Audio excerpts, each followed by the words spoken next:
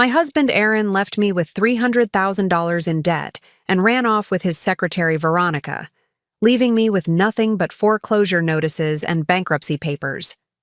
As I sat staring at the eviction letter, my business partner Jennifer calmly said, "Don't worry.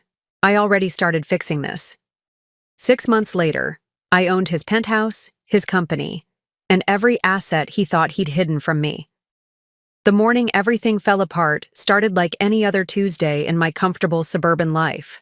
I was sitting in the kitchen of what I thought was our dream home in Westfield Heights. Before we jump back in, tell us where you're tuning in from, and if this story touches you, make sure you're subscribed, because tomorrow I've saved something extra special for you. Drinking coffee from the expensive Italian espresso machine Aaron had insisted we needed, when the doorbell rang with an urgency that made my stomach clench. Standing at my front door was a man in a crisp navy suit holding a leather briefcase, his expression serious enough to drain the color from my face before he even spoke. "Mrs. May Richardson?" he asked, though he clearly already knew who I was. "I'm here to serve you with official notice of debt collection proceedings. Your husband, Aaron Richardson, has defaulted on multiple business loans totaling $300,000, and as his spouse, you are legally responsible for these debts." The papers he handed me felt impossibly heavy in my trembling hands. Page after page of legal documents, bank statements, and loan agreements I had never seen before, all bearing Aaron's signature alongside mine. Signatures I definitely didn't remember making. My name was on everything: joint liability, personal guarantees, collateral agreements using our home as security.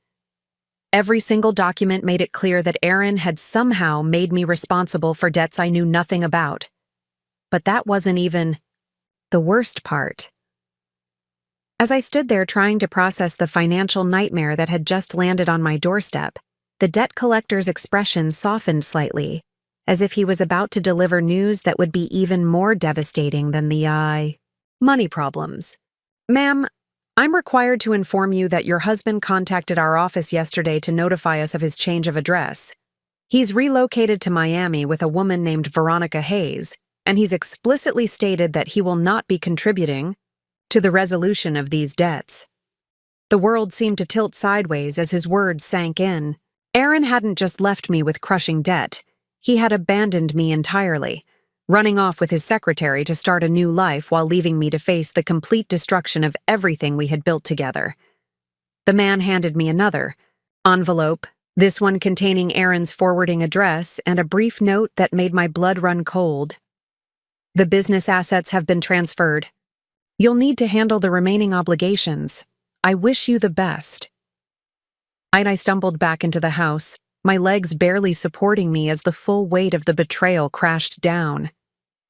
Aaron hadn't just been unfaithful, he had been systematically destroying our financial future while planning his escape. The home we had lived in for 8 years, the one where we had hosted dinner parties and celebrated anniversaries, was apparently mortgaged to the hilt to cover business debts I had never heard of. The cars in our driveway, the furniture, even my jewelry, everything was listed as collateral in these loan agreements, but the most shocking revelation came when I called our bank to check our accounts. Every single account had been emptied 3 days ago. The joint savings account where we had been building our retirement fund, the checking account I used for household expenses, even the small emergency fund I had been secretly contributing to for years, all of it was gone. Aaron had cleaned out everything before disappearing, leaving me with literally nothing but mounting debt and a house that was about to be foreclosed on. I spent the next several hours in a state of complete shock, calling everyone I could think of who might be able to explain what had happened. Aaron's office said he had resigned suddenly, effective immediately, with no forwarding contact information. His friends claimed they had no idea where he was or what his plans were. His family acted like they had never heard of any financial problems, though I detected something in his sister's voice that suggested she knew more than she was admitting. The isolation was suffocating. In the span of one morning, I had gone from being a woman with a stable marriage and comfortable life to being completely alone and facing financial ruin. The house felt enormous and empty around me, every room filled with memories of a life that had apparently been built on lies. I couldn't eat, couldn't think clearly, could barely function as the reality of my situation became clearer with each phone call and each document I examined. That's when Jennifer arrived. My business partner in the small consulting firm we had started together 3 years ago walked into my kitchen like she owned the place, took one look at the papers scattered across my counter, and immediately started organizing them into neat piles. Jennifer had always been the more practical one between us, the detail-oriented partner who handled the financial side of our business while I focused on client relationships and creative strategy. "How bad is it?" she asked, her voice calm and matter-of-fact as she began reading through the debt collection notices. I explained everything through tears, the $300,000 in hidden debts, Aaron's escape to Miami with Veronica, the emptied bank accounts, the fact that our home was apparently collateral for business loans I had never approved. I expected her to be as shocked and devastated as I was. Instead, Jennifer just nodded thoughtfully, as if she was processing information she had been expecting to receive. "May," she said quietly, setting down the papers and looking directly into my eyes, "don't worry about any of this. I already started fixing it." The words didn't make sense. How could she have started fixing anything? I had just learned about these problems myself an hour ago. How could Jennifer possibly know what to do about debt collection proceedings and foreclosure notices and hidden business loans? She was my business partner, not a financial attorney or debt specialist. But there was something in her voice, a confidence that was completely at odds with the chaos surrounding us. She wasn't panicked or confused or overwhelmed like I was. If anything, she seemed almost prepared. Like she had been waiting for this conversation. Like she had already thought through what needed to happen next. "Jennifer, what do you mean you started fixing it?" I asked, my voice barely above a whisper. "I just found out about all of this. How could you possibly have known what Aaron was doing?" She smiled then, a small, knowing smile that sent a chill down my spine. "May, there's a lot you don't know about what's been happening. But I promise you, by the time this is over, Aaron is going to regret every single choice he made. Trust me." And in that moment, staring at my business partner who somehow seemed to know more about my husband's betrayal than I did, I realized that the story I thought I was living, the story of a woman destroyed by her husband's abandonment, was only the beginning of something much more complex and much more dangerous than I could have ever imagined.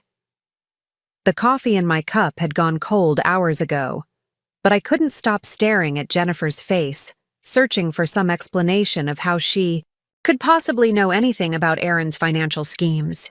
The woman sitting across from me at my kitchen table looked exactly like the business partner I had worked with for 3 years. Same auburn hair pulled back in a practical ponytail, same no-nonsense blazer, same reading glasses perched on her nose as she methodically sorted through legal documents. But the confidence in her voice when she said she had already started fixing it belonged to someone I didn't recognize. "Jennifer, you're scaring me," I said, my voice shaking. "What? Do you mean you started fixing this?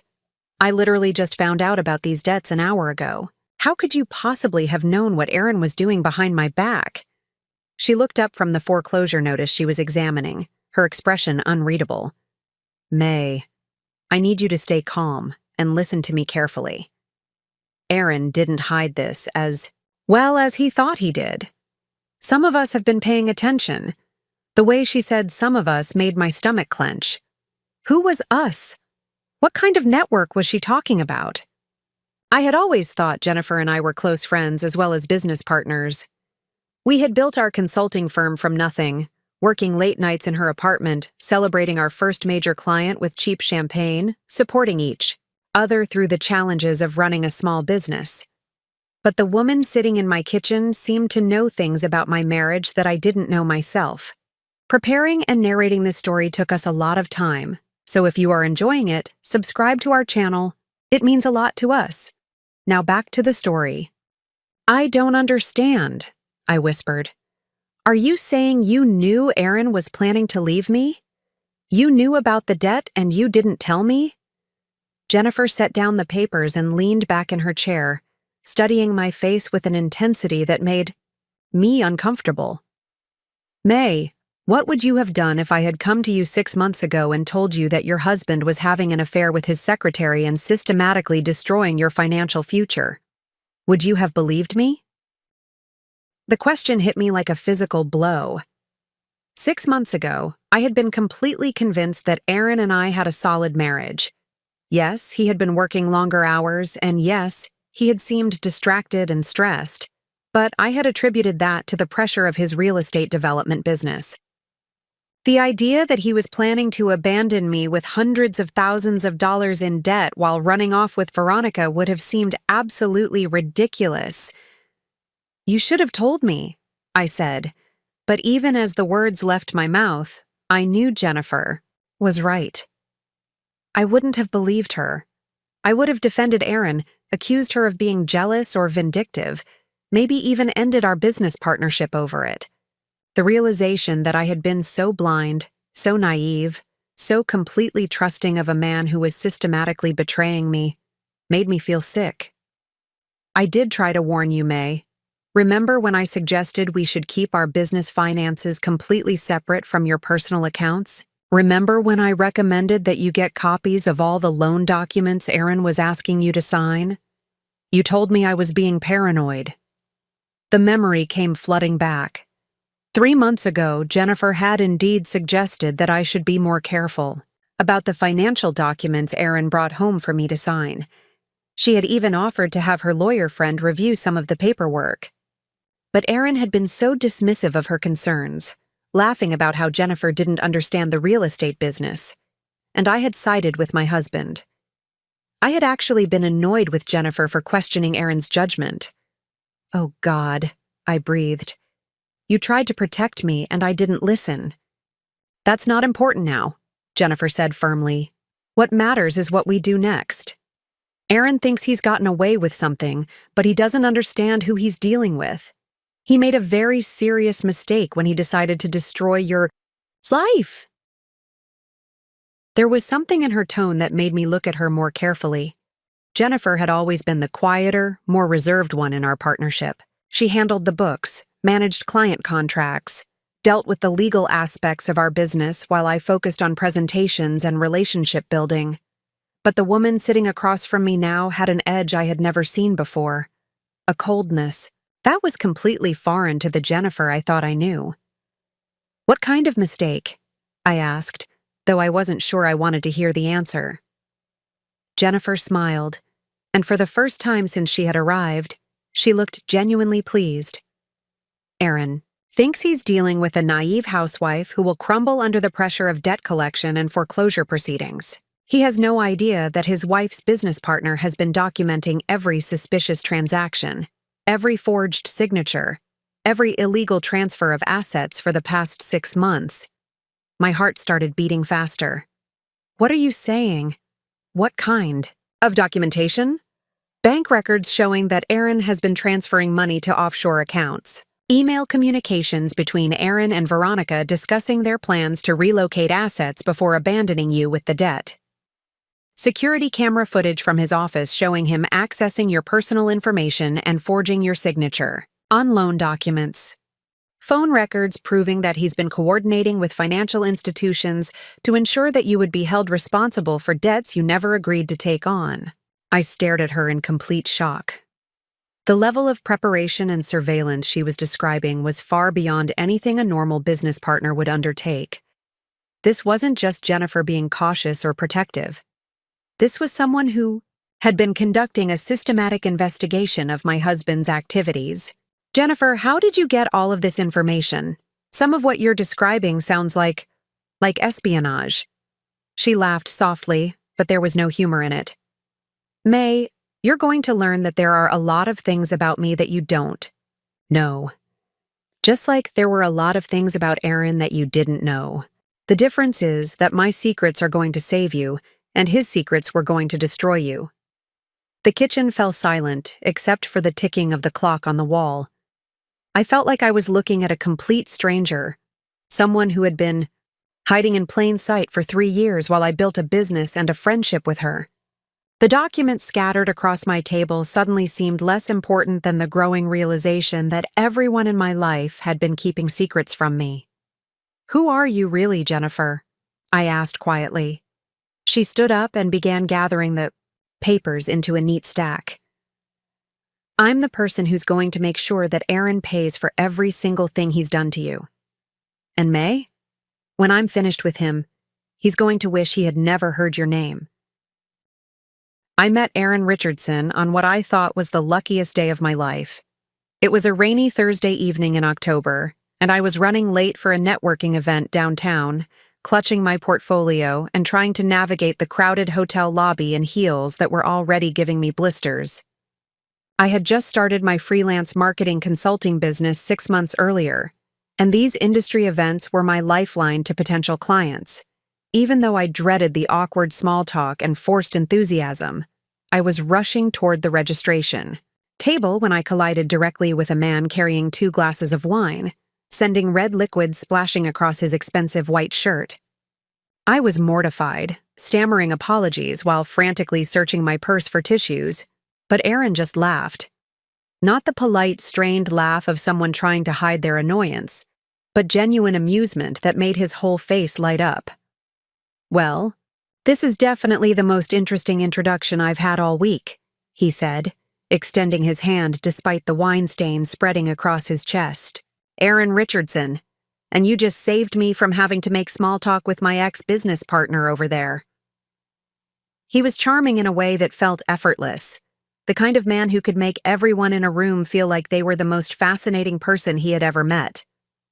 Aaron was tall and confident, with the sort of easy smile that suggested he had never encountered a problem he couldn't solve. Within 10 minutes of our collision, he had convinced me to skip the networking event entirely and join him for dinner, at a quiet restaurant around the corner. That night, Aaron told me about his real estate development company, Richardson Properties, which he had built from nothing over the past 8 years. He specialized in commercial properties and luxury residential developments, projects that required vision and substantial financial backing. He spoke with the passion of someone who truly loved what he did, describing how he could look at an abandoned warehouse or empty lot and see the potential for something beautiful and profitable. "Most people see problems," he said over our second bottle of wine. "I see opportunities. That's the difference between success and mediocrity in this business." I was completely captivated. Aaron seemed to represent everything I was working toward. In my own career, financial independence, professional respect, the confidence that came from building something significant. When he asked about my consulting business, he listened with genuine interest, asking insightful questions about my strategies and offering suggestions based on his own experience with marketing and client development. Our relationship moved quickly, perhaps too quickly in retrospect. Within 3 months, I was spending most nights at his penthouse apartment overlooking the city. Within 6 months, he was talking about marriage and the life we could build together. Aaron painted a picture of a future that was everything I had dreamed of: a partnership between 2 ambitious professionals, a beautiful home, eventually children, financial security that would allow us to pursue our passions without constantly worrying about money. The proposal came exactly 1 year after our wine-spilling meeting, at the same restaurant where we had shared our first real conversation. Aaron had arranged for a private dining room, complete with candles and roses and a photographer hidden in the corner to capture my surprised reaction. The ring was stunning, a vintage Art Deco setting with a 2-carat diamond that caught the light from every angle. When I said yes, Aaron's smile was so bright and genuine that I felt like the luckiest woman in the world. Our wedding 8 months later was exactly the kind of celebration I had always imagined. Aaron insisted on paying for everything, despite my protests about the expense. The venue was a historic mansion with gardens that looked like something from a fairy tale. My dress was custom designed by a local designer Aaron had discovered, and commissioned specifically for our wedding. 200 guests, including clients, colleagues, and family members, celebrated with us late into the night. Looking back now, I realized there were signs even then that Aaron's financial situation wasn't as stable as he made it appear. The wedding expenses that seemed lavish but manageable to someone in love were actually funded by loans and credit that Aaron had already stretched to their limits. The penthouse apartment that impressed me so much was mortgaged far beyond its value. Even the engagement ring, which I treasured as a symbol of our love, had been purchased with money that didn't really exist. But I didn't see any of that at the time. I saw a successful businessman who was generous with his resources and eager to share his good fortune with the woman he loved. Aaron had a way of making expensive decisions seem practical, of framing financial risks as smart investments. When he suggested that we should buy the house in Westfield Heights just 6 months after our wedding, I trusted his judgment completely. Real estate is the foundation of wealth, he explained, as we toured the 4-bedroom colonial with its updated kitchen and master suite. We're not just buying a house, May. We're making an investment in our future.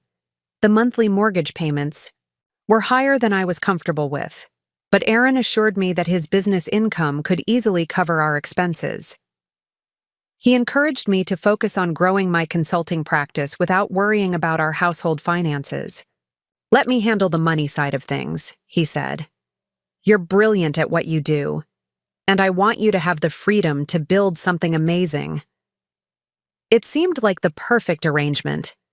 Aaron managed our investments, our insurance, our tax planning, our retirement savings.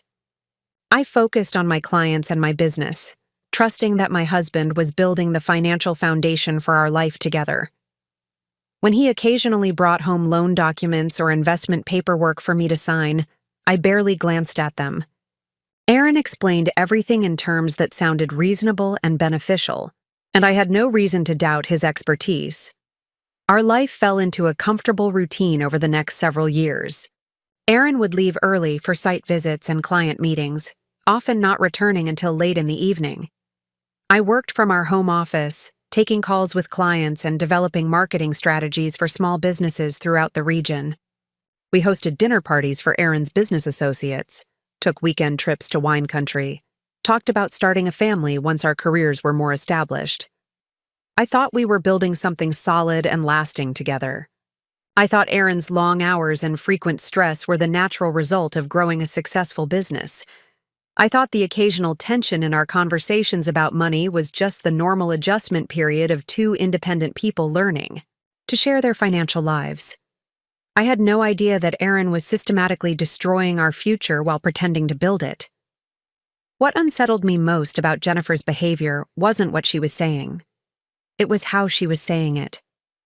While I sat at my kitchen table feeling like my entire world had collapsed around me, Jennifer moved through my house with the calm efficiency of someone organizing a dinner party, rather than dealing with a financial catastrophe that could destroy my life. She had taken over my kitchen counter completely, spreading the debt collection notices across the granite surface in neat, organized rows. Bank statements were sorted by date in one pile, loan documents in another, legal notices in a third. She worked with the methodical precision of someone who had done this before, occasionally making notes in a leather portfolio she had pulled from her briefcase. "Jennifer, how are you so calm about this?" I asked, watching her photograph each document with her phone. "I'm about to lose everything, and you're acting like you're reviewing quarterly reports." She looked up from a foreclosure. Notice her expression patient but focused. "May, panic doesn't solve problems. Organization and strategy solve problems. Right now, we need to understand exactly what Aaron did and when he did it before we can figure out how to undo it." But it wasn't just her organizational approach that felt wrong. It was the complete absence of surprise or shock at anything. She was reading. When I had first seen the debt collection notices, My hands had shaken so badly I could barely hold the papers. When I learned about the forged signatures and hidden loans, I had felt physically sick. Jennifer, on the other hand, examined each revelation with the detached interest of someone reviewing information she had already suspected. "This loan here," she said, pointing to a document dated 6 months ago. "Aaron used your Social Security number to apply for a $75,000 line of credit against the house. The application shows your signature, but look at the date. You were in Chicago that week for the Morrison client presentation. I know because I drove you to the airport." I stared at the signature that was supposed to be mine. It looked convincing. But Jennifer was right. I had been out of town when this document was allegedly signed. "How do you remember exactly where I was 6 months ago?" "Because I pay attention to details that matter," she replied, already moving on to the next document. "This credit card application was submitted while you were visiting your sister in Portland. This business loan paperwork was filed during your weekend retreat in the mountains with your college friends. Aaron was very systematic about timing these applications when you had solid alibis." The precision of her memory was extraordinary, but also deeply unsettling. Jennifer seemed to have been tracking not just Aaron's suspicious activities, but my whereabouts and schedule with an accuracy that went far beyond normal friendship or business partnership. I tried to remember if I had ever noticed her paying such close attention to my travel plans, but I couldn't recall any obvious signs. "Jennifer, why were you keeping track of my schedule so carefully? That level of detail seems—" I paused, not wanting to sound accusatory but unable to ignore my growing discomfort. "It seems like more than coincidence." She stopped what she was doing and looked at me directly, her expression serious but not defensive. "May, how long have we been business partners?" 3 years. "And in those 3 years, how many times have I been wrong about a potential problem with a client or a contract?" I thought about it. Jennifer had an almost uncanny ability to spot issues before they became serious problems. She had warned me about clients who would be difficult to collect payments from, contracts that had unfavorable terms buried in the fine print, business relationships that would ultimately prove problematic. I had always attributed it to her background in finance and her naturally cautious personality. "You've been right about almost everything," I admitted. "I wasn't just being cautious about Aaron, May. I was being careful because something felt wrong from the beginning. Not wrong enough to prove anything, but wrong enough to make me pay attention." She returned to her document review, but I continued watching her face for any sign of the emotional response I expected from someone discovering that her business partner's husband was a criminal.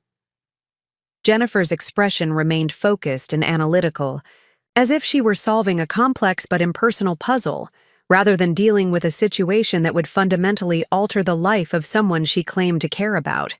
"What felt wrong?" I pressed. "What did you notice that I missed?"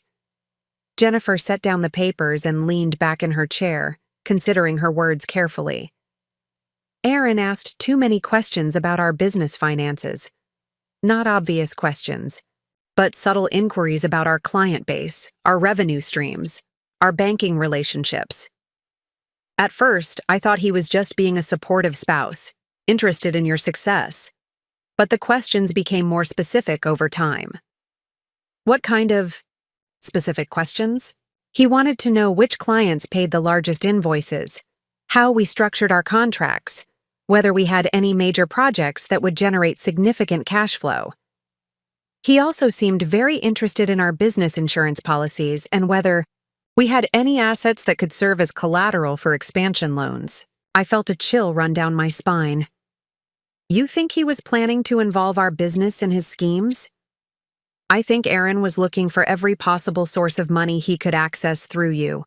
Our consulting firm would have been the logical next target after he exhausted the equity in your house and your personal credit." The realization hit me like a physical blow. Aaron hadn't just been planning to abandon me with his debts. He had been systematically evaluating every asset and income source in my life to determine how much damage he could inflict before his escape. The business I had built with Jennifer, The clients who trusted us, the professional reputation I had spent years developing. All of it would have been collateral damage in Aaron's financial destruction. Jennifer, if you suspected this, why didn't you confront him directly? Why didn't you demand answers? She smiled then, the same small, knowing smile that had unsettled me earlier. Because confronting Aaron would have forced him to accelerate his timeline. As long as he thought he was operating in secret, I had time to prepare. Prepare for what? To make sure that when Aaron finally showed his true colors, we would be ready to destroy him completely. The certainty in her voice sent another chill through me. Jennifer wasn't just angry about Aaron's betrayal, she was speaking like someone who had been planning a war. The call came at 11:47 p.m., 3 days after Jennifer had taken over my kitchen and my life. I had barely slept since Aaron's abandonment, spending my nights staring at the ceiling and trying to process the magnitude of his betrayal. When my phone buzzed on the nightstand, the name on the screen made my heart skip several beats. Aaron. My hands trembled as I answered. Hello? May. His voice was strained, barely recognizable as the confident, charming man I had married. May, I need you to listen to me very carefully. Something's happened. Something's gone very wrong. I sat up in bed, my pulse racing. After days of silence, after abandoning me with $300,000 in debt and running off with his secretary, Aaron was calling me in the middle of the night, sounding terrified. What are you talking about? What's gone wrong? You're the one who destroyed our life and disappeared. The accounts, he said, his voice cracking. All of them. The offshore accounts, the business holdings, the investment portfolios I moved to the Cayman Islands. They're frozen. Every single one. Someone reported them to the Financial Crimes Division. I didn't understand what he was saying. What offshore accounts? What business holdings? Aaron, I don't know anything about international investments. There was a long pause, and when Aaron spoke again, his voice was barely above a whisper. May, I transferred over $2 million out of the country before I left. Money from the business sales, from the property liquidations, from some other sources. It was supposed to be untouchable. Veronica and I were going to start over here in Miami with enough money to never worry about anything again.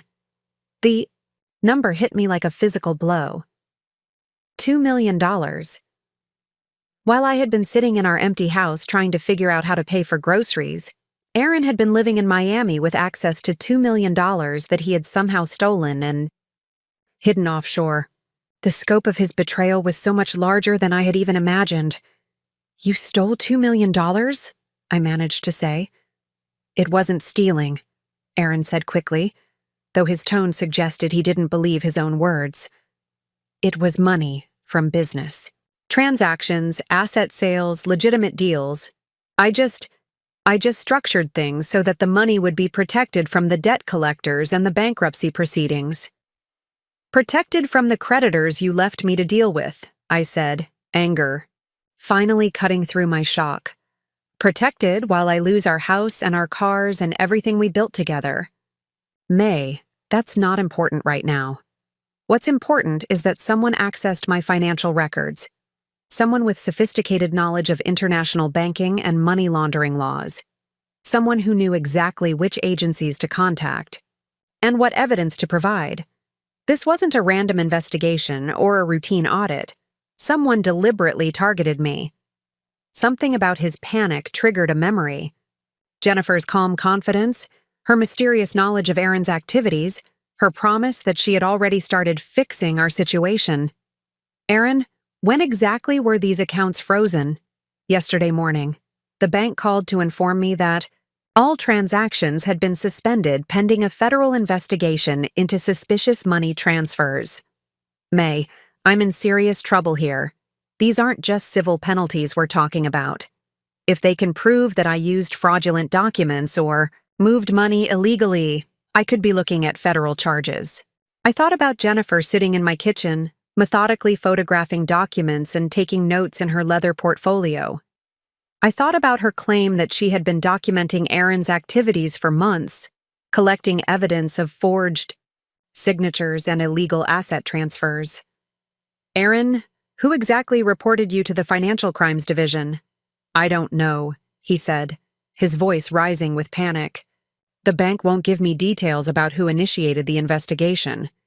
But May, whoever did this had access to information that should have been impossible to obtain. Bank records, email communications, security footage from my office, detailed transaction histories going back over a year. This was someone with serious resources and connections." My mind raced. Jennifer had mentioned security camera footage and email communications just days ago. She had claimed to have documentation of Aaron's fraudulent activities, evidence that she had been collecting for months.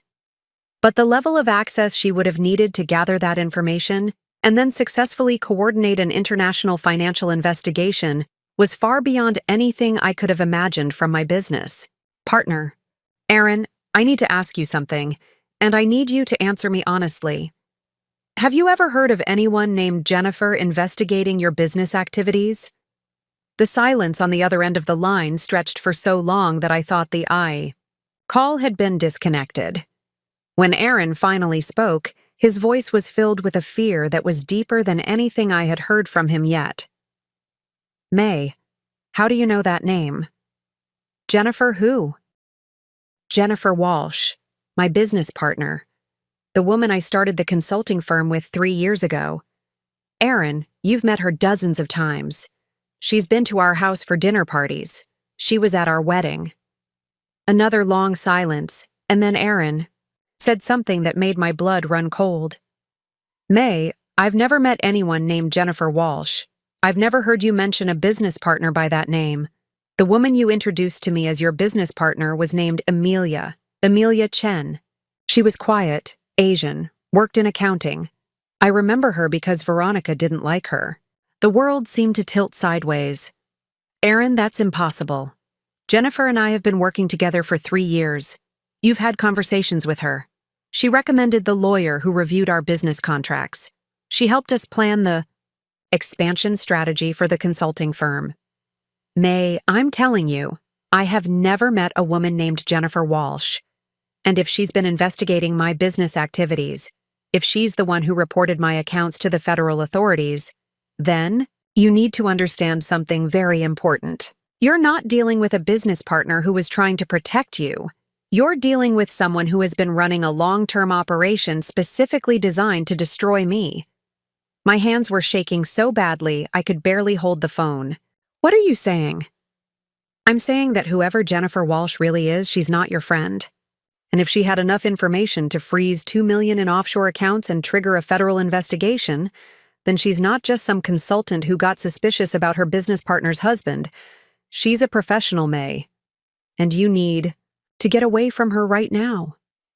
The line went dead, leaving me sitting alone in my dark bedroom, trying to process the impossible reality that the woman who had been helping me for the past 3 days might not be who she claimed to be at all. Didn't sleep for the rest of the night.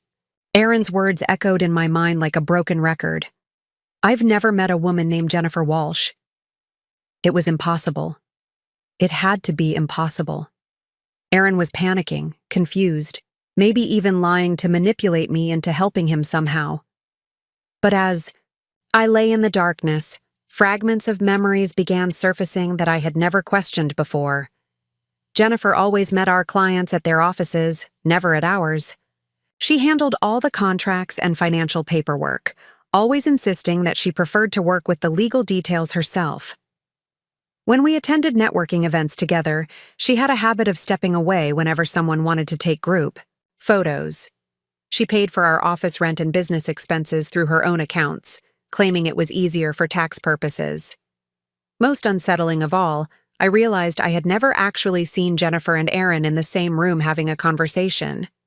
At our dinner parties, she would arrive early to help me prepare and leave before the evening really got started. At business events where spouses were invited, she always had a last-minute excuse. Even at our wedding, now that I thought about I couldn't remember seeing her during the reception, though I was certain she had been there because I had thanked her for the expensive crystal vase she had given us. When Jennifer arrived at my house the next morning with coffee and pastries, she looked exactly the same as always. Professional, organized, ready to tackle whatever challenges the day might bring. But for the first time in 3 years, I found myself studying her face for signs of deception, looking for clues about who she really was. "You look terrible," she said, setting the coffee down in front of me. "Didn't you sleep?" "Aaron called me last night," I said, watching her reaction carefully. Jennifer's expression didn't change, but I noticed that she paused for just a fraction of a second before opening her laptop. What did he want? "He said someone reported his offshore accounts to the federal authorities. $2 million in hidden assets have been frozen pending a money laundering investigation." Jennifer nodded thoughtfully, as if this was interesting but not surprising news. "That's faster than I expected." The casual way she said it made my stomach clench. "Faster than you expected? Jennifer, what does that mean?" She looked up from her laptop screen, and for the first time since I had known her, Jennifer's expression was completely unguarded. There was no pretense of confusion or concern, no attempt to appear shocked by the revelations about Aaron's criminal activities. Instead, she looked at me with the calm assessment of someone who had been waiting for this conversation. "It means that Aaron's financial crimes were reported to the appropriate authorities with enough evidence to trigger an immediate investigation. It means that the money he stole and tried to hide offshore is now secured and will eventually be returned to the people he defrauded." "Jennifer, how do you know all of this? How do you know about offshore accounts and federal investigations and money laundering procedures?" She closed the laptop and leaned back in her chair, studying my face with an intensity that made me uncomfortable. "May, what do you know about my background? What do you know about my life before we became business partners?" I tried to think. In 3 years of working closely together, building a business, sharing the stress and excitement of entrepreneurship, what had Jennifer actually told me about herself? I realized with growing alarm that I knew almost nothing concrete about her past. "You said you worked in corporate finance before starting the consulting firm. You mentioned that you had experience with small business accounting and legal compliance. What else?" I searched my memory, but there was surprisingly little. "You said you moved here from the East Coast. You mentioned that you prefer to keep your personal life private. And you never found that strange? In 3 years of partnership, you never questioned why I didn't talk about my family, my previous jobs, my education, my relationships. The truth was, I had found it refreshing." Jennifer's professionalism and discretion had been a relief after previous business relationships where personal drama constantly interfered with work. I had respected her boundaries and appreciated that she respected mine. But now, sitting across from someone who might not be who she claimed to be, those boundaries seemed less like personal preference and more like carefully constructed barriers.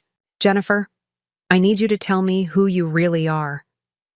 She stood up and walked to the window overlooking my backyard, her back to me as she spoke. "My real name is Jennifer Walsh, so that part was never a lie. But I'm not a former corporate finance manager who decided to start a consulting business. I'm a forensic accountant who specializes in financial fraud investigations, and I work for a federal task force that targets white-collar criminals." The words hit me like a physical blow. "You're a federal agent?" "I'm a consultant who works with federal agencies, state authorities, and private clients to investigate complex financial crimes. I've been tracking Aaron Richardson's activities for over 2 years, long before I met you." My mind raced, trying to process this revelation. "You've been investigating my husband for 2 years? Then why? Why did you become my business partner? Why did you get involved in my life?" Jennifer turned back to face me, and I saw something in her expression that might have been regret. Because Aaron's criminal network was larger and more sophisticated than we initially realized. We needed someone with legitimate access to his personal life, someone who could provide insight into his behavior patterns and financial habits. Someone he trusted completely. The full implications of what she was saying began to dawn on me. You used me. Our friendship, our business partnership, everything we built together. It was all just a way to get closer to Aaron. It started that way, Jennifer said quietly. But it became more complicated than that. You were never supposed to be a target of Aaron's schemes. We thought he was keeping his criminal activities separate from his marriage. When we realized that he was planning to destroy your life as part of his exit strategy, the mission parameters changed. What do you mean the mission parameters changed? Jennifer's expression hardened, and I saw a glimpse of the professional investigator behind the friendly business partner facade. I mean that Aaron Richardson crossed a line when he decided to frame you for his crimes and abandon you to face the consequences. At that point, this stopped being just a financial fraud investigation. It became personal. Personal for who? For me, May. Aaron hurt someone I care about, and I don't let that slide. Jennifer moved to her briefcase and pulled out a thick manila folder I had never seen before. When she opened it on my kitchen table, I found myself looking at photographs, bank records, and documents that made Aaron's $300,000 debt seem like pocket change. The scope of what I was seeing was so vast that I couldn't immediately process it. May, Aaron isn't just a real estate developer who got in over his head with gambling debts, Jennifer said, spreading surveillance photos across the table. He's been running a sophisticated money laundering operation for the past 4 years, using his real estate business as a front to clean money for some very dangerous people. The photographs showed Aaron meeting with men I didn't recognize in parking garages, hotel lobbies, and restaurants. In one image, he was handing a briefcase to a man in an expensive suit outside what appeared to be a construction site. In another, he was sitting at a cafe table with 2 men whose faces were partially obscured by shadows, but whose body language suggested they were not casual business associates. Who are these people? I asked, my voice barely above a whisper.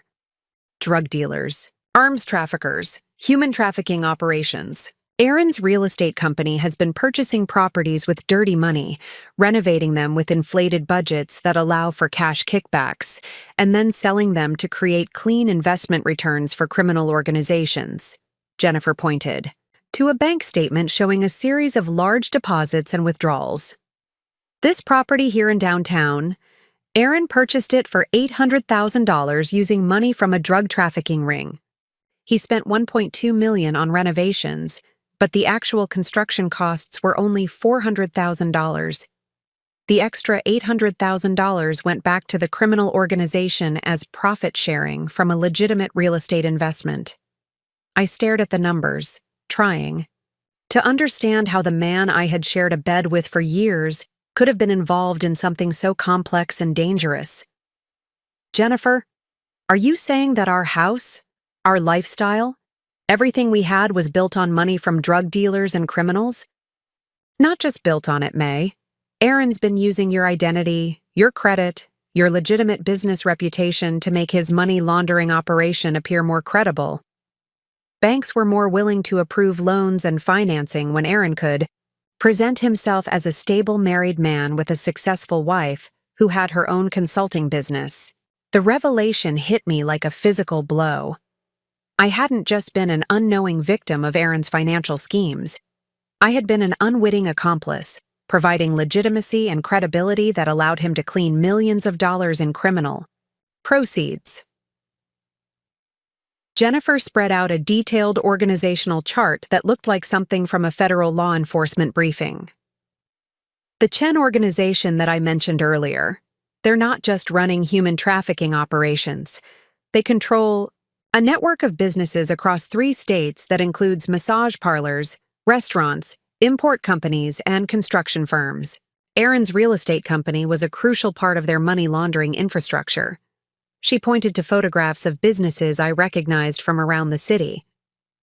This restaurant where we had lunch last month? It's owned by Chen's organization and used to clean money from their trafficking operations. This construction company that Aaron claimed was his biggest competitor? They're actually partners in a scheme to inflate building costs and generate cash kickbacks for criminal investors. The people Aaron was working with don't just lose money and walk away when an operation falls apart, Jennifer continued. When their money laundering pipeline gets disrupted, when their financial assets get frozen, they look for someone to blame, and they look for ways to recover their losses. What are you saying? Jennifer pulled out another set of photographs, these showing the exterior of my house from various angles, clearly taken with telephoto lenses from different positions around the neighborhood. Aaron's disappearance wasn't just about escaping debt, May. It was about escaping the people he had been working with. And now that his operation has been exposed and their money has been seized, they're looking for alternative sources of recovery. My blood ran cold as I understood what she was implying. They're coming after me. The house Aaron bought with your signature is worth $600,000. The cars registered in your name, the business assets of your consulting firm, your personal bank. Accounts, from their perspective, these represent partial compensation for the millions of dollars they've lost because of Aaron's exposure. I felt like I was drowning. But I didn't know. I never knew about any of this. I was just trying to build a life with my husband. That won't matter to them, May. These aren't people who care about legal technicalities or innocent spouses. They see assets that were purchased with their money, and they want those assets back. Jennifer showed me a series of phone records. Aaron received 17 calls yesterday from numbers traced to known criminal associates. The calls started an hour after his offshore accounts were frozen. They know he's in Miami, they know about Veronica, and they know that he doesn't have access to their money anymore, so they'll go after him, not me. They'll go after both of you, Aaron for stealing their money and you for benefiting from their investments. In their world, married couples are considered a single financial entity. Jennifer pulled out what appeared to be intercepted text messages and email communications. We've been monitoring communications between several criminal organizations over the past 48 hours. There are active discussions about asset recovery, alternative collection methods, and what they're calling collateral liquidation. What does collateral liquidation mean? It means they're planning to seize everything you own, liquidate it for cash, and use the proceeds to partially compensate themselves for the money Aaron stole. Your house, your cars, your business equipment, your personal belongings. Everything would be sold to recover as much money as possible. The kitchen felt like it was closing in around me. In the span of a week, I had gone from thinking I was the victim of a cheating husband's financial irresponsibility to discovering that I was caught in the middle of a criminal conspiracy involving millions of dollars and people who apparently had no qualms about using violence to recover their losses. Jennifer, what am I supposed to do? How do I protect myself from people like this? She gathered the photographs and documents back into the folder, her expression grim but determined. We make sure they never get the chance to come after you. We make sure that by the time they figure out how to respond to Aaron's betrayal, there's nothing left for them to recover. What do you mean? I mean, we take everything, May. Every asset, every account, every piece of property that Aaron thought he could hide or protect.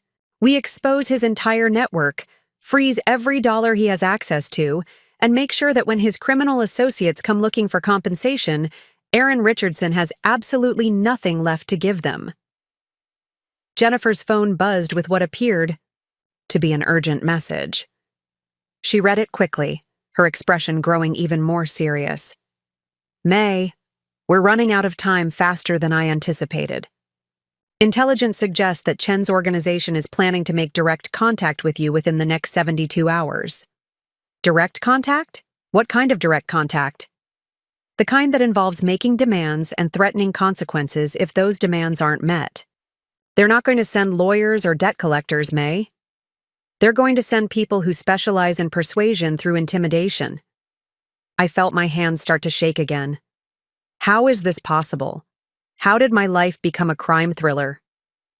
Because Aaron Richardson chose to build his criminal empire using your identity as collateral, and now that empire is collapsing. But here's what Aaron didn't anticipate.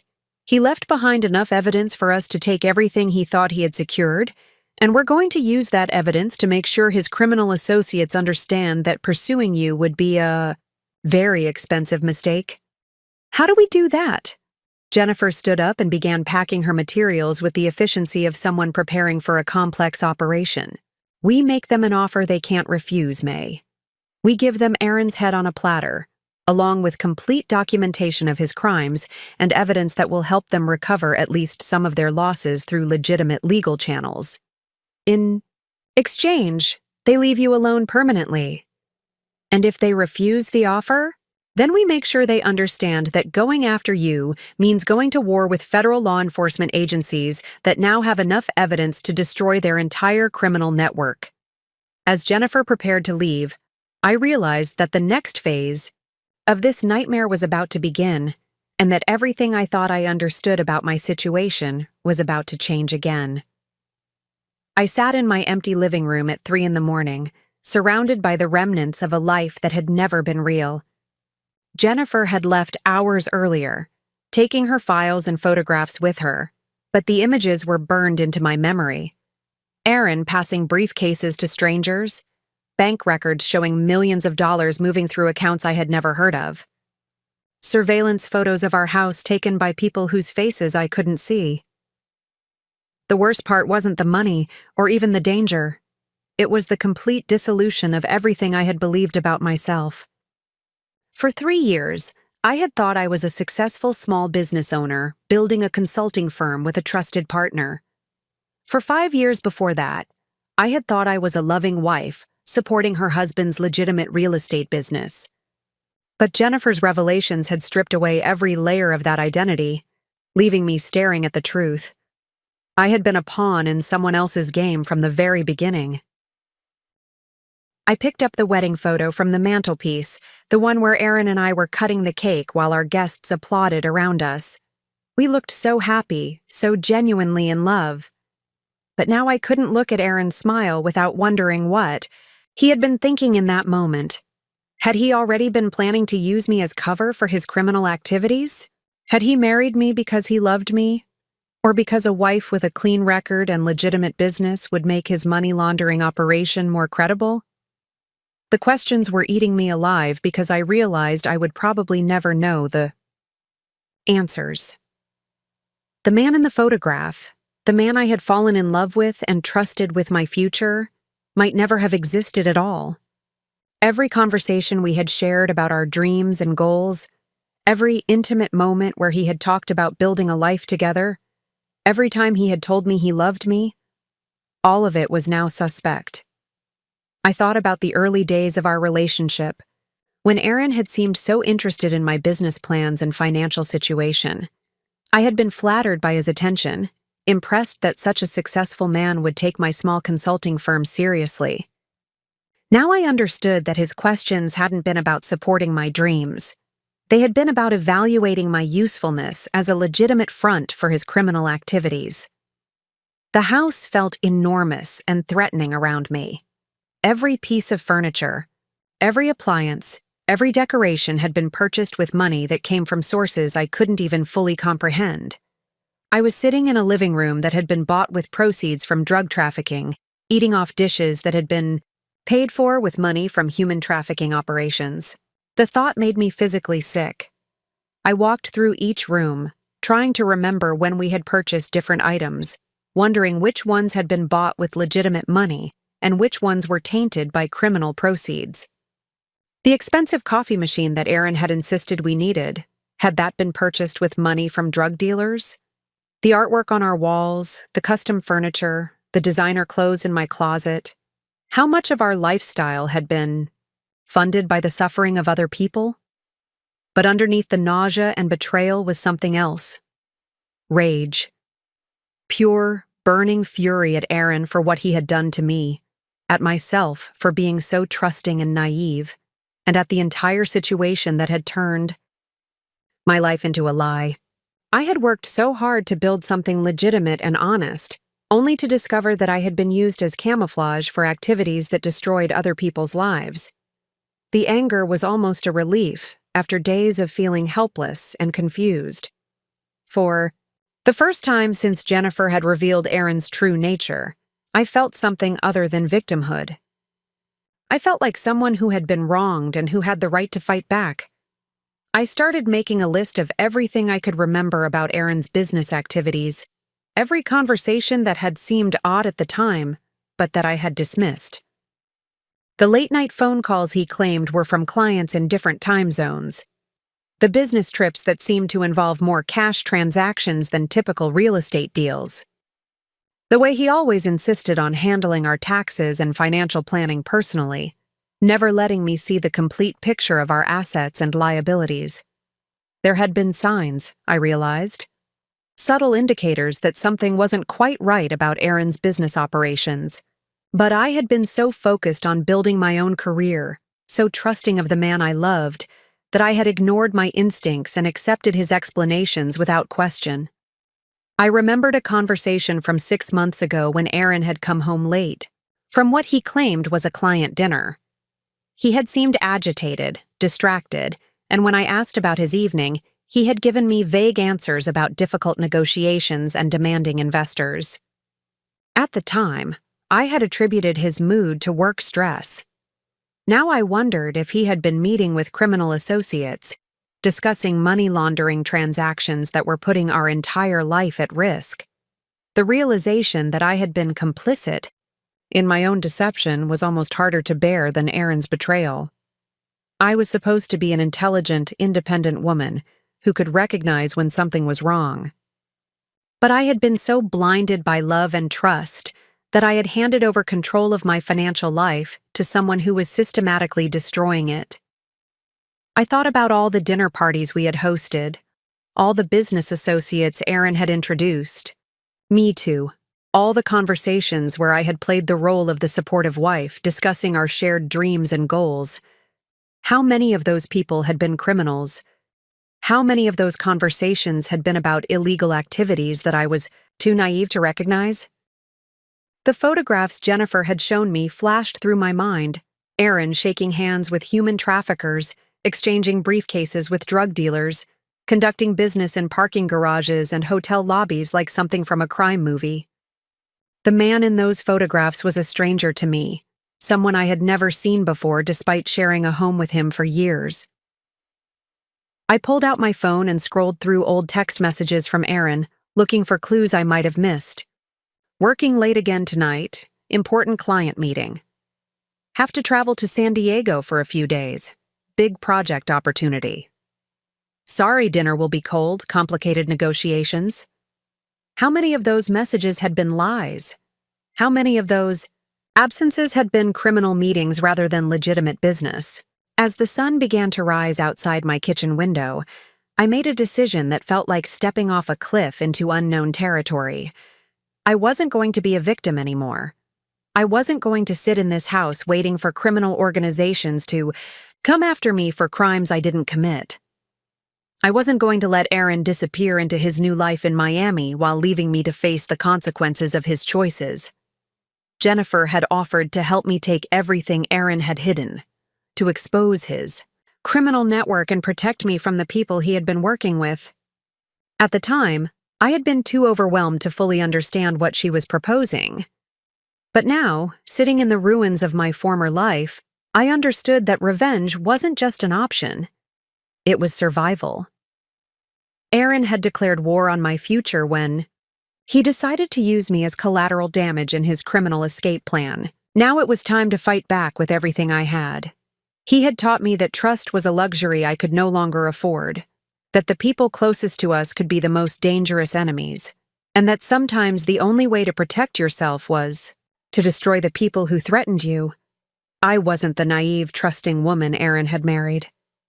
That woman was gone, replaced by someone who understood that in a world where people could smile at you while planning your destruction, the only safe response was to strike first and strike decisively.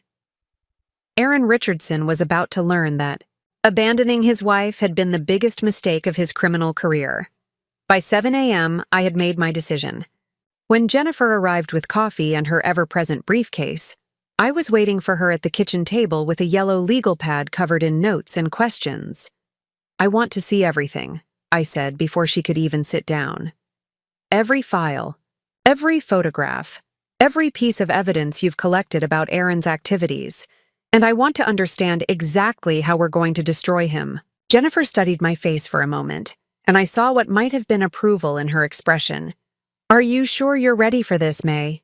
Once you see the full scope of what Aaron was involved in, there's no going back to thinking of him as just a cheating husband who made some bad financial decisions. I'm already past that point. Show me." Jennifer opened her briefcase and began pulling out files that were far more extensive than anything she had shown me before. Surveillance photographs dating back over 2 years, bank records from dozens of accounts I had never heard of, email communications between Aaron and people whose names meant nothing to me, but whose business relationships were clearly documented in meticulous detail. "This is Marcus Chen," Jennifer said, pointing to a photograph of Aaron shaking hands with an Asian man in an expensive suit. "He runs a human trafficking operation that brings women from Southeast Asia to work in massage parlors and underground brothels." Aaron laundered approximately $800,000 for Chen's organization over the past 18 months. I stared at the photograph, trying to reconcile the image of my husband conducting business with someone involved in human trafficking. How much money are we talking about in total? Aaron processed approximately $4.2 million through his real estate operations over the past 4 years. His personal profit from these transactions was around $850,000, which explains how he could afford the lifestyle you were living while his legitimate real estate business was actually operating at a loss. Jennifer showed me financial records that painted a picture of systematic deception that was breathtaking in its complexity. Aaron's real estate company had been losing money for years, bleeding cash on failed developments and overextended loans. But the money laundering operations had generated enough profit to not only cover those losses, but to fund the expensive lifestyle that I had thought was evidence of his business success. The penthouse apartment, the luxury cars, the elaborate wedding, the expensive vacations, all of it was paid for with money from criminal organizations, Jennifer explained. Aaron was essentially living on borrowed time, using criminal proceeds to maintain an illusion of success, while his legitimate business collapsed around him. But the most shocking revelation came when Jennifer showed me documents related to our house purchase. May, the down payment for this house came directly from a money laundering transaction involving a drug trafficking operation out of Mexico. Aaron used $150,000 in dirty money to secure the mortgage, then had you sign the loan documents that made you legally responsible for the debt. The implications hit me like a physical blow. So when Aaron abandoned me with the mortgage payments, he was essentially forcing me to pay back money that originally came from drug dealers? Worse than that, the criminal organizations Aaron was working with consider this house to be purchased with their money. From their perspective, they have a legitimate claim to this property as compensation for the money Aaron embezzled when his operation was exposed. Jennifer pulled out a new set of documents that made my hands shake as I read them. Property records, showing that Aaron had been systematically transferring ownership of various assets into shell companies and offshore entities for the past 6 months. Business licenses for companies I had never heard of, all registered under variations of my name and social security number. Aaron didn't just steal money and run away, May. He spent months preparing for his escape by creating a network of fake companies and hidden assets that would make it nearly impossible for law enforcement to recover the stolen funds. And he used your identity to establish many of these entities. What does that mean for me legally? It means that on paper, you appear to be a knowing participant in a multi-million-dollar money laundering scheme. Aaron created documentation that suggests you are aware of and involved in his criminal activities. If federal prosecutors wanted to build a case against you as a co-conspirator, they would have enough evidence to make your life very difficult. I felt the walls closing in around me. But you're a federal investigator. You know I wasn't involved. You can protect me from prosecution." Jennifer's expression grew serious. "I can testify that you were an unwitting victim rather than a willing participant. But the legal system moves slowly, and while your case works its way through the courts, your life would be destroyed. Your assets would be frozen. Your business would collapse. Your reputation would be ruined. Even if you were eventually cleared of criminal charges, you would lose everything. So what do we do?" Jennifer spread out detailed floor plans and security assessments for multiple locations across the city. "We conduct our own investigation, May. We find every asset Aaron thought he had hidden, document every transaction he made using your forged signatures, and we gather enough evidence to prove that you were a victim rather than a participant." She pointed to photographs of office buildings, storage facilities, and bank branches. "Aaron established accounts and safe deposit boxes at 7 different locations using your identity. He has computers and hard drives stored in private facilities that contain records of every transaction he ever made. Most importantly, he kept detailed records of his communications with the criminal organizations he was working with." Why would he keep records of criminal activities? Insurance. Aaron knew that if his criminal associates ever decided to eliminate him, the only thing protecting him would be evidence that could implicate them in federal crimes. He documented everything, as leverage to ensure his own safety. Jennifer pulled out a tablet showing surveillance footage from various locations. "We know where Aaron stored the evidence, we know how to access the accounts he established using your identity, and we know how to recover the assets he thought he had hidden offshore." "Jennifer, what you're describing sounds like breaking and entering, identity theft, and bank fraud. What I'm describing is recovering property that legally belongs to you from accounts that were fraudulently established using your identity. Aaron forged your signatures to create these accounts and storage arrangements. As the victim of identity theft, you have every right to reclaim what was stolen." She showed me copies of the forged documents Aaron had used to establish his hidden accounts. My signatures on loan applications I had never seen, business licenses for companies I had never authorized, property deeds transferring ownership to shell corporations I had never heard of. "This is our window of opportunity, May. Aaron's criminal associates don't yet know where all the assets are hidden. Law enforcement doesn't yet have enough evidence to seize the offshore accounts. We have maybe 72 hours to recover everything. Aaron stole before other people figure out how to access it themselves. What happens to the money once we recover it? Legally, recovered assets from criminal activities are typically held as evidence during prosecution and then distributed to victims of the crimes. As the primary victim of Aaron's identity theft and financial fraud, you would have the strongest claim to compensation from any recovered funds." I looked at the surveillance photos, floor plans, and account information spread across my kitchen table. The scope of Aaron's deception was staggering, but so was the opportunity to recover everything he had stolen and ensure that he faced consequences for every crime he had committed. "How do we start?" Jennifer smiled, and I saw the same determination that had carried her through months of unauthorized investigation. "We start by taking back everything Aaron thought he could steal from you, May. And we make sure that when this is over, he has absolutely nothing left." The threat materialized sooner than Jennifer had predicted. At 2:15 p.m. on Thursday, while we were going through Aaron's hidden business records in my home office, my doorbell rang.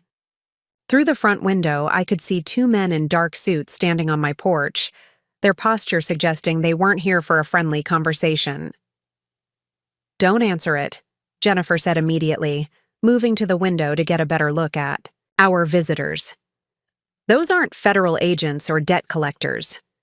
The men were both tall and well-dressed, but there was something about the way they stood and moved that suggested they were accustomed to getting what they wanted through intimidation, rather than legal processes. One of them was speaking quietly into a cell phone while the other examined the exterior of my house with the methodical attention of someone planning a return visit.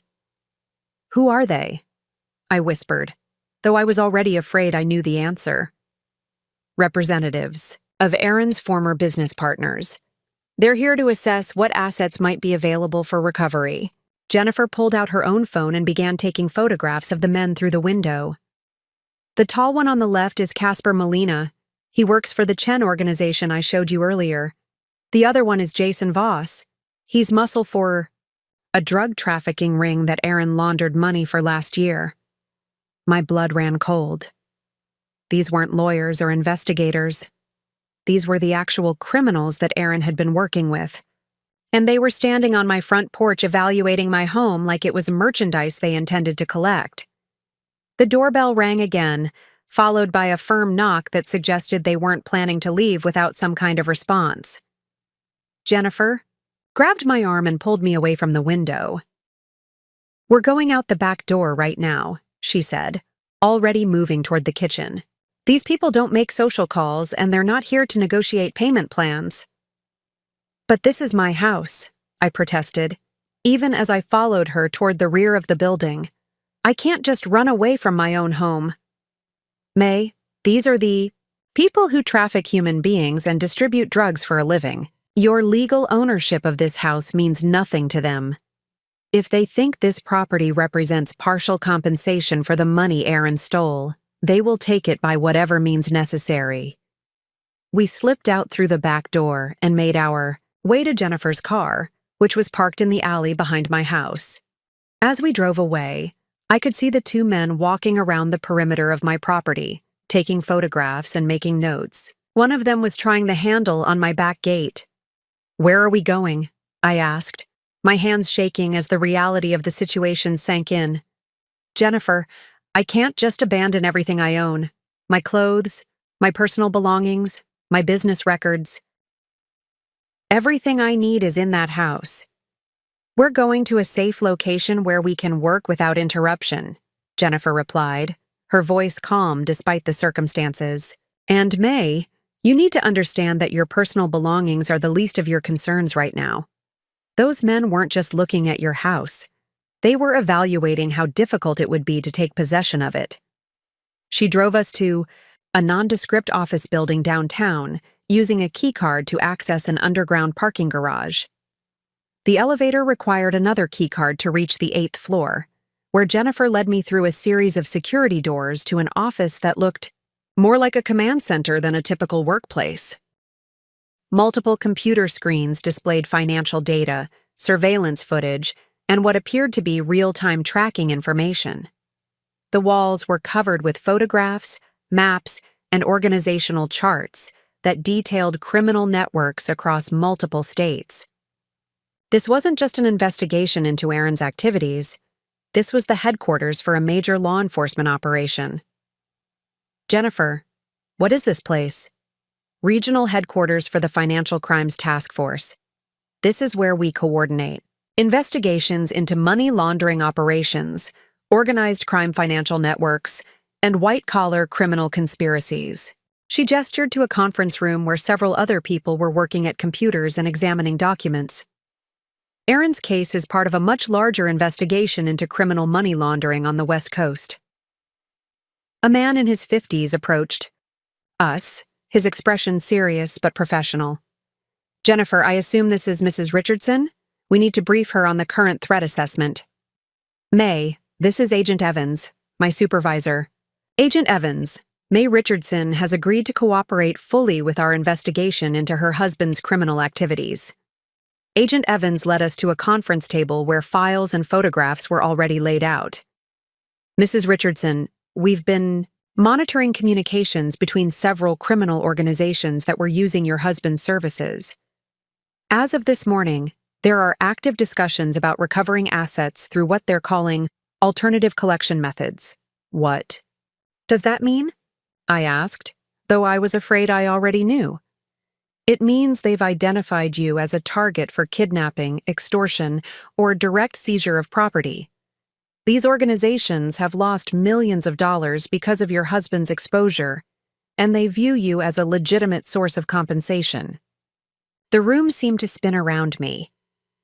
How is that possible? I didn't even know about Aaron's criminal activities. "That's irrelevant to them, Mrs. Richardson. You benefited from the proceeds of their money laundering operations. You're legally connected to the assets they consider theirs, and you're significantly more accessible than your husband, who is currently protected by geographic distance and federal surveillance in Miami. Agent Evans pulled out a series of surveillance photographs showing my house, my car, and what appeared to be images of me leaving my office building. They've been watching you for the past 48 hours, documenting your routines and identifying opportunities for contact. We intercepted communications this morning suggesting that they plan to approach you directly within the next 24 hours. Approach me how? Kidnapping, most likely. They'll demand that you sign over property, deeds, provide access to bank accounts, or arrange for asset transfers as ransom for your release. I felt like I was drowning in a nightmare that kept getting worse. What am I supposed to do? How do I protect myself from people like this? Jennifer leaned forward, her expression determined. We make sure they have nothing to gain by coming. After you, May, we expose their entire operation, freeze all the remaining assets they're hoping to recover, and make it clear that targeting you will only bring more law enforcement attention to their activities. How do we do that? By finishing what we started. By taking everything Aaron has left and making sure these criminal organizations understand that their money is gone forever. Agent Evans spread out a detailed plan across the conference table that looked like something from a military operation. Maps, photographs, and timelines covered every surface, showing locations across 3 states where Aaron had hidden assets and conducted business with his criminal associates. We need to move tonight, Evans explained. Our intelligence suggests that the criminal organizations will attempt to make contact with you tomorrow morning. Once that happens, your safety becomes our primary concern, which limits our ability to pursue Aaron's hidden assets. I stared at the complexity of what they were proposing. What exactly are you asking me to do? Jennifer pointed to a series of photographs showing office buildings, storage facilities, and what appeared to be construction sites. Aaron established shell companies and offshore accounts using your identity and forged signatures. Legally, you have ownership rights to these entities, which means you can access the assets before law enforcement seizure procedures are completed. You want me to steal Aaron's money? We want you to reclaim money that was stolen using your identity, Agent Evans corrected. According to the documentation Aaron created, you're already the legal owner of these assets. We're just asking you to exercise those ownership rights before Aaron's criminal associates realize what's happening. The plan was ambitious and dangerous. I would need to visit 4 different locations across the city, accessing safe deposit boxes, storage units, and business accounts that Aaron had established using my forged signatures. Jennifer and her team would provide surveillance and backup, but I would need to physically present myself as the legitimate account holder to gain access to the hidden assets. What if Aaron changed the access codes or moved the money? I asked. What if his criminal associates are already watching these locations? That's a risk we have to take, Jennifer replied. But Aaron's communications suggest that he believed these assets were completely secure. He was planning to access them himself once the initial investigation died down. Agent Evans handed me a thick folder containing account numbers, access codes, and forged identification documents that would allow me to pose as an authorized representative of Aaron's shell companies. Mrs. Richardson, I need you to understand that what we're asking you to do exists in a legal gray area. You're using fraudulent documents to access accounts that were established through identity theft, even though the identity that was stolen was your own. What are the legal risks for me? If everything goes according to plan, you'll be protected as a cooperating witness in a federal investigation. If something goes wrong, if you're arrested or if Aaron's associates identify you during these operations, the legal protections become much more complicated. I looked at the photographs and documents spread across the table, trying to process the magnitude of what they were asking me to do.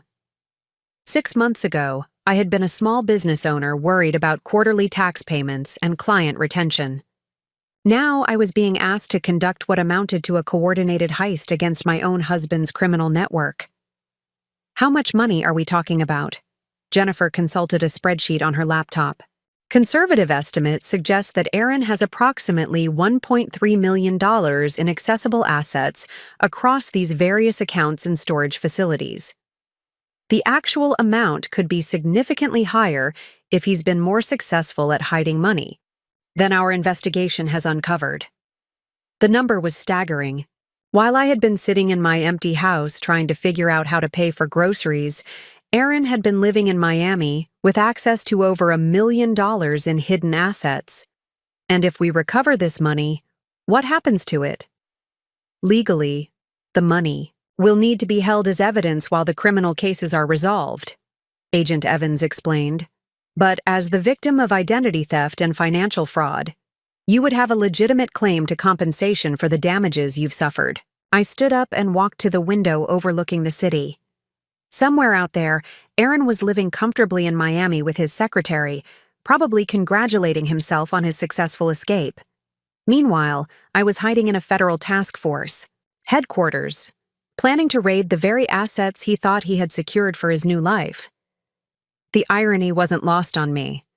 Aaron had spent months planning his elaborate escape, creating shell companies and hiding money in preparation for abandoning me with his debts. But his own criminal activities had attracted the attention of federal investigators who were now asking me to help them dismantle everything he had built. "I'll do it," I said, turning back to face Jennifer and Agent Evans. "But I want to understand exactly what happens to Aaron when this is over." Jennifer smiled, and I saw the same cold determination that had unsettled me when she first revealed her true identity. "Aaron Richardson's criminal career ends tonight, May.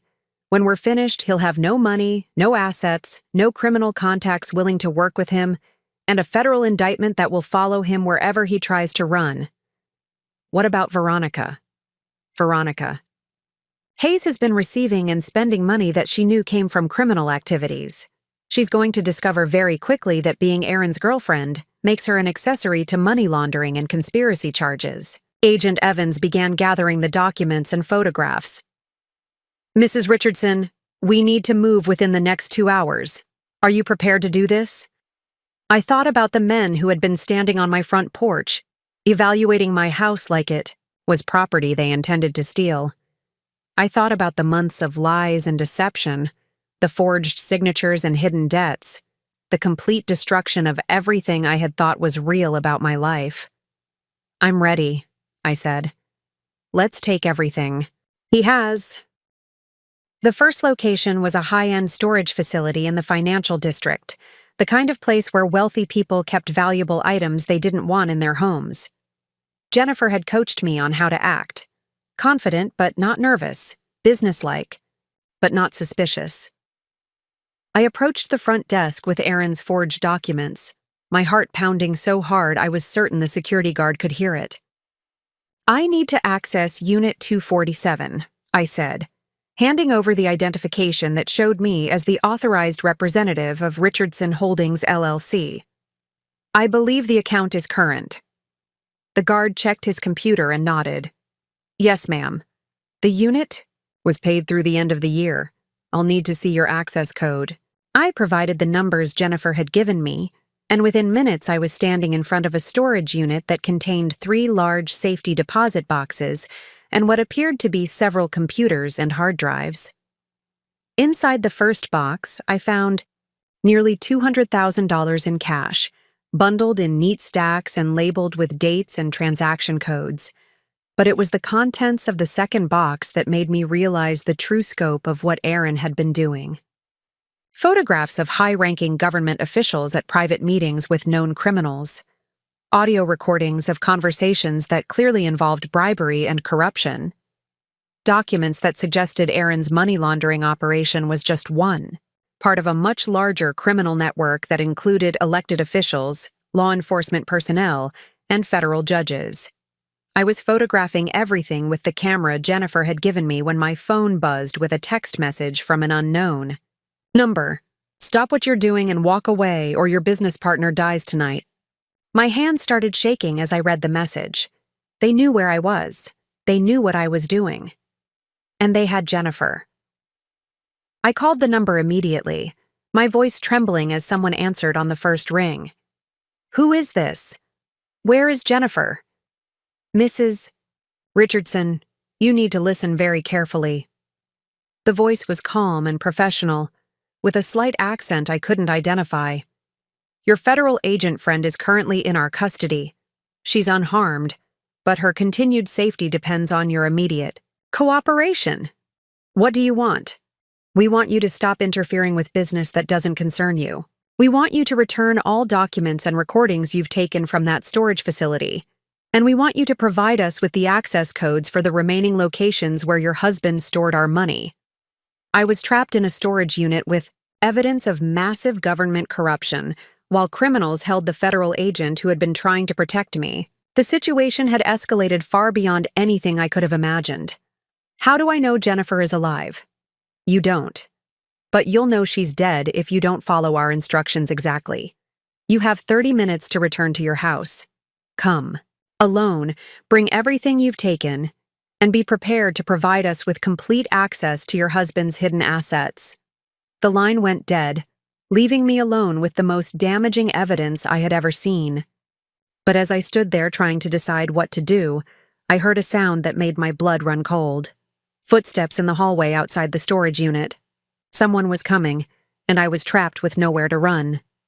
I quickly stuffed the cash and documents into the bag Jennifer had given me and moved toward the back of the storage unit, hoping to find some way to avoid whoever was approaching.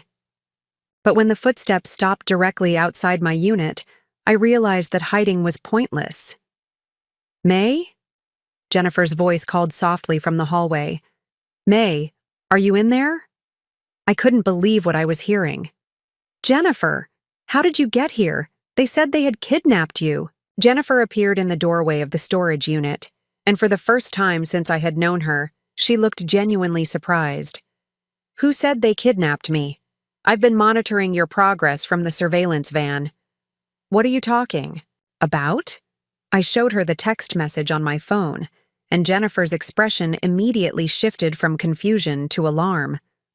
May, I didn't send this message, and more importantly, no one in our operation would have told you to return to your house. That location has been compromised since yesterday. Then who sent this? Who knew I was here? Jennifer studied the message more carefully, her expression growing darker. This came from someone with access to real-time surveillance of your activities.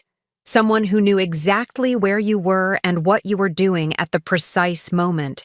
You received the message. Aaron? No. This is much more sophisticated than anything Aaron could coordinate from Miami. This is someone with professional surveillance capabilities and the resources to coordinate a complex deception operation. Jennifer pulled out her own phone and made a call that connected immediately. Evans, we have a problem. Someone intercepted our operation and attempted to redirect Mrs. Richardson using false threat communications. No, I'm fine. I was never. In danger? Yes, we need immediate backup at the storage facility. She hung up and turned to me with an expression I had never seen before. Genuine fear. May, we're not just dealing with Aaron's criminal associates anymore. Someone with significant resources and professional capabilities has been monitoring our entire investigation. What does that mean? It means we're not the only ones who want Aaron's assets, and whoever else is involved has the capability to intercept federal communications and coordinate sophisticated deception operations. Who would have that kind of capability? Jennifer was already moving toward the exit, grabbing the bag of evidence as she went. Someone who's been planning this operation a lot longer than we have, May. Someone who's been waiting for us to do exactly what we just did. As we left the storage facility, I realized that everything I thought I understood about Aaron's betrayal, Jennifer's investigation, and my own role in this mess was about to change again. We weren't just stealing from Aaron. We were walking into a trap that someone had been setting for months. The backup that Agent Evans promised never arrived. Instead, as Jennifer and I sat in her surveillance van outside the storage facility, her radio crackled with a message that changed everything. All units, Agent Walsh has been compromised. Repeat. Agent Walsh is no longer operating under federal authority. Jennifer's face went pale as she reached for the radio, but before she could respond, it crackled again with a voice I didn't recognize. Mrs. Richardson, Agent Walsh is not who she claims to be. You are in immediate danger. I stared at Jennifer, whose calm, professional demeanor was finally cracking. What is going on? Who is sending these messages? Jennifer set down the radio and turned to face me, and for the first time since I had known her, she looked genuinely vulnerable. May, there's something I haven't told you about why I was really investigating Aaron. What do you mean? The Financial Crimes Task Force never assigned me to investigate Aaron Richardson. I've been tracking him for personal reasons, using federal resources I wasn't authorized to access. The words hit me like a physical blow. Personal reasons? What personal reasons? Jennifer pulled out a photograph from her wallet that showed a young woman who looked remarkably similar to her. This is my sister Amelia. She was one of the women trafficked by Marcus Chen's organization, the same organization that Aaron was laundering money for. I stared at the photograph, trying to process what Jennifer was telling me. Your sister was trafficked? When? What happened to her? Amelia disappeared 3 years ago. She was working as a translator for an import business that was actually a front for Chen's trafficking operation. When she figured out what was really happening and tried to leave, they killed her to prevent her from talking to authorities. Jennifer, I'm so sorry. But what does this have to do with Aaron? Aaron's money laundering operation provided the financial infrastructure that allowed Chen's organization to expand their trafficking business. The real estate transactions Aaron processed included properties that were used as safe houses and brothels. Your husband helped create the system that killed my sister. The revelation recontextualized everything that had happened over the past week. Jennifer's calm confidence, her extensive knowledge of Aaron's activities, her determination to destroy him completely. It wasn't professional dedication to law enforcement. It was personal revenge. So when you became my business partner, when you built a relationship with me, it was all about getting closer to Aaron so you could destroy him? It started that way, Jennifer admitted. But it became more complicated when I realized that Aaron was planning to destroy your life as part of his escape plan. You didn't deserve to be collateral damage in his criminal activities. But you're not really a federal agent. I am a forensic accountant, and I do work with federal agencies on contract. But the investigation into Aaron was never officially authorized. I've been using my legitimate access to federal databases and surveillance resources to conduct an unauthorized operation. The radio crackled again with the unfamiliar voice. Mrs. Richardson, Agent Walsh has been using you to conduct an illegal investigation. Her actions have compromised multiple ongoing federal operations. Jennifer grabbed the radio angrily. Who is this? Identify yourself. This is Agent Casper Morrison, FBI Financial Crimes Division. Agent Walsh, you are ordered to surrender immediately and release Mrs. Richardson from participation in your unauthorized activities. I felt like the ground was shifting beneath me. Again. Jennifer, are you telling me that everything we've done tonight was illegal? That you don't have the authority to recover Aaron's assets? The assets are real, May. Aaron's crimes are real. The evidence we've collected is legitimate. But the methods I've used to gather that evidence and the recovery operation we conducted tonight were not authorized by federal agencies. What does that mean for me legally? Before Jennifer could answer, the van was surrounded by black SUVs with flashing lights. Federal agents in tactical gear were approaching from all directions, weapons drawn but not pointed directly at us. May, I need you to listen to me very carefully, Jennifer said quickly. Everything I told you about Aaron's criminal activities was true. The evidence we collected tonight is real and will be used to prosecute him. But I need you to tell these agents that you were cooperating with what you believed was a legitimate federal investigation. But I was cooperating with a legitimate federal investigation, wasn't I? Not exactly. But you didn't know that. which means you're protected as an unknowing participant in an unauthorized operation. The van door opened, and Agent Morrison approached, with several other agents. He was tall and authoritative, with the bearing of someone accustomed to taking control of complicated situations. "Mrs. Richardson, I'm Agent Morrison. You're not under arrest, but we need to debrief you about Agent Walsh's unauthorized activities and your involvement in tonight's operations. Am I in legal trouble? That depends on what you knew about Agent Walsh's actual authority and when you knew it. If you believed you were cooperating with a legitimate federal investigation, you should be protected from criminal liability." Jennifer was already being escorted to one of the SUVs, but she called back to me. "May, the evidence we collected tonight will still destroy Aaron. He's still going to lose everything, and the criminal organizations he was working with are still going to be exposed. That part hasn't changed." As I was led to another vehicle for questioning, I realized that even Jennifer's revenge operation had been more complex than I understood. Aaron was indeed going to lose everything, but not through the official federal investigation I thought I was participating in. He was going to be destroyed by the sister of one of his victims, using me as an unwitting accomplice in an elaborate personal vendetta. And somehow that felt like exactly the justice Aaron Richardson deserved. 6 months later, I sat in the penthouse, apartment that had once belonged to Aaron, looking out over the city skyline as I reviewed the final documents that would transfer his last remaining assets into my name. The irony wasn't lost on me. The same apartment where Aaron had planned his escape with Veronica was now my home, purchased with the proceeds from the criminal activities that had destroyed both their lives. Agent Morrison had been true to his word about protecting me from criminal liability. The federal investigation had concluded that I was an unwitting victim of both Aaron's financial crimes and Jennifer's unauthorized revenge operation. But the evidence Jennifer had collected during her illegal investigation had provided prosecutors with everything they needed to build an airtight case against Aaron and his criminal associates. Aaron was currently serving an 8-year federal sentence for money laundering, conspiracy, and identity theft. The romantic escape to Miami had lasted exactly 6 weeks before federal agents arrested him and Veronica at their beachfront hotel.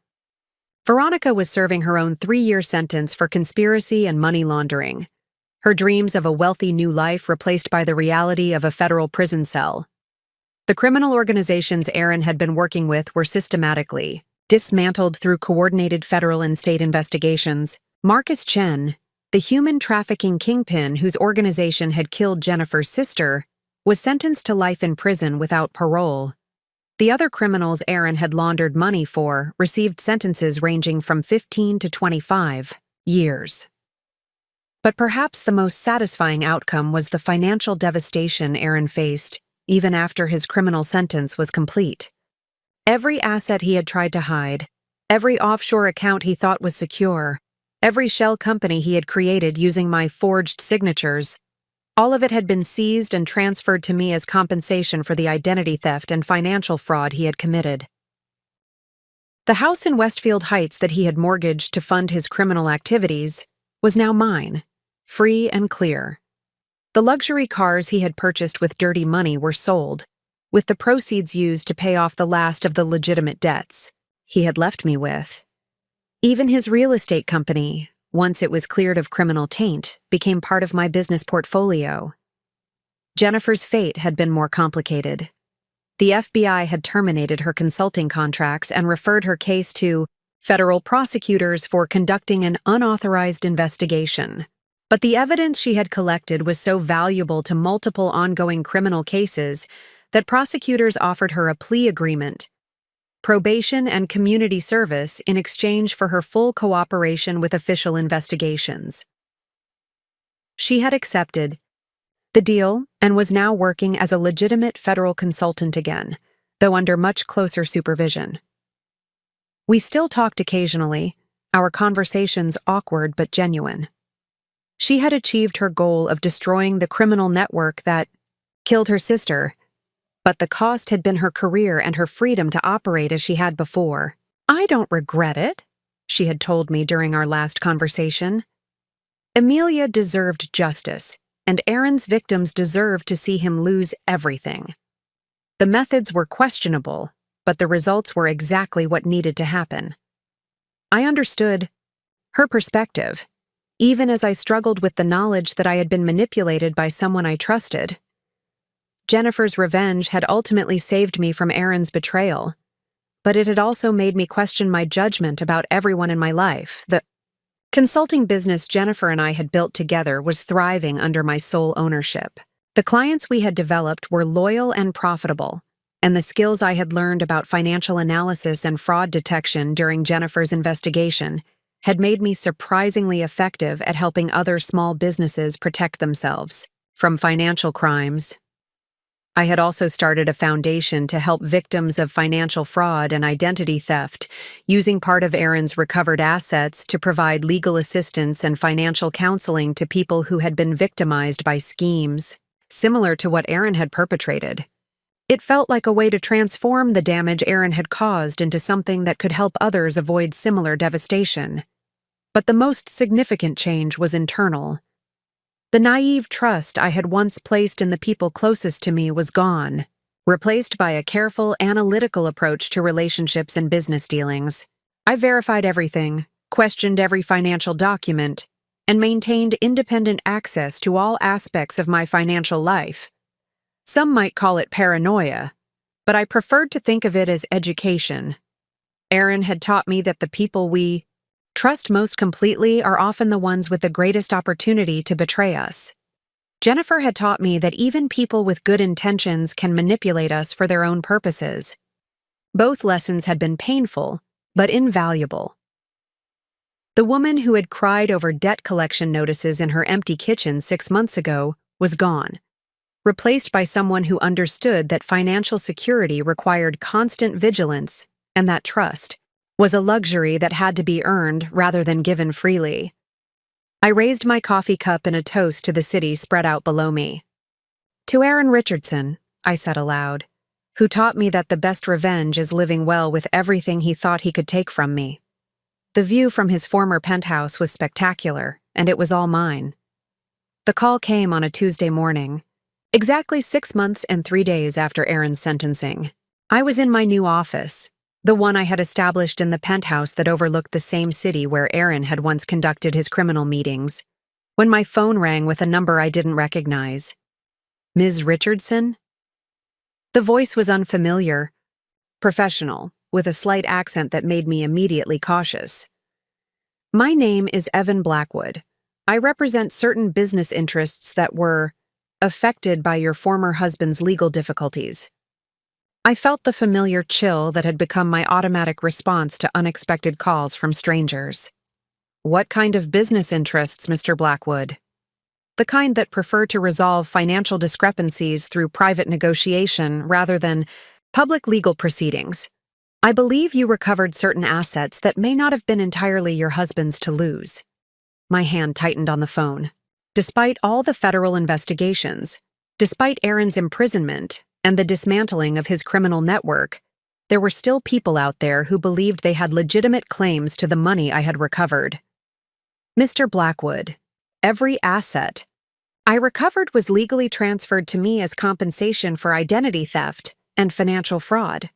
Those transfers were approved by federal prosecutors and validated by federal courts. Legal ownership and practical ownership are sometimes different concepts, Ms. Richardson.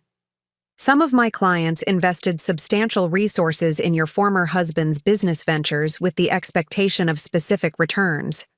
Your recovery of those assets has created complications. I smiled as I walked to my desk and opened the secure folder I had been hoping to use for months. Mr. Blackwood, I think you should know that I'm no longer the naive woman who trusted explanations about business activities. I've learned quite a lot about financial crimes and federal investigations. I'm sure you have, but federal protection is temporary, and federal attention eventually moves on to other cases. You're absolutely right, I said, pulling out a specific document, which is why I took some additional precautions. Tell me, Does the name Evan Blackwood mean anything to your real employers? Because according to the records I recovered from Aaron's files, Evan Blackwood has been dead for 3 years. You're actually Michael Santos, and you're currently wanted by the FBI for racketeering. The silence on the other end of the line was profound. Furthermore, Michael, this conversation is being recorded and transmitted in real time to Agent Morrison. At the Financial Crimes Division, I believe there's a federal warrant for your arrest that's been outstanding since 2022. You're bluffing. Am I? Agent Morrison, are you there?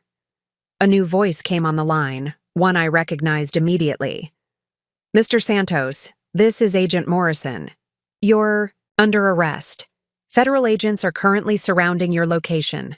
I suggest you surrender peacefully. I heard sounds of commotion on the other end, shouting, doors slamming, what sounded like someone running. Then the line went dead. My phone rang again immediately. May, it's Agent Morrison. Outstanding work. Santos was the last major player from Aaron's network who is still operating. This arrest completes our entire case. How did you know he would call? We've been monitoring communications from the remaining criminal associates for months, waiting for someone to be stupid enough to contact you directly. Santos walked right into our trap. I leaned back in my chair, looking out at the city that no longer held any threats or uncertainties for me. So it's really over? It's really over. Aaron's criminal network is completely dismantled. Every major player is either in prison or under arrest. The money laundering operation is shut down permanently, and there's no one left who has any legitimate claim to the assets you recovered. After hanging up with Agent Morrison, I sat quietly in my office for a long time, processing the finality of what had just happened. The last thread connecting me to Aaron's criminal world had been severed. There would be no more threats, no more mysterious phone calls, no more looking over my shoulder. That evening, I hosted a small celebration dinner in the penthouse. Jennifer was there, having completed her community service and fully reinstated as a federal consultant. Agent Morrison attended with his wife, celebrating the successful conclusion of one of the largest financial crime cases in the region's history. Even my sister flew in from Portland, marveling at the transformation in my life. To second chances, Jennifer said, raising her glass of wine, and to the complete destruction of everyone who underestimated May Richardson. As we toasted, I looked around at the home that had once represented Aaron's criminal success and was now the foundation of my legitimate new life. The consulting business was thriving. The foundation had helped hundreds of fraud victims. My personal wealth, recovered from Aaron's hidden assets, was being invested in legitimate businesses and charitable causes. Aaron Richardson had intended to destroy my life as collateral damage in his criminal escape plan. Instead, his betrayal had led to the complete destruction of everything he had built and the creation of something far better in its place. The game was over, and I had won everything. Up next, you've got 2 more standout stories right on your screen. If this one hit the mark, you won't want to pass these up. Just click and check them out. And don't forget to subscribe and turn on the notification bell so you don't miss any upload from us.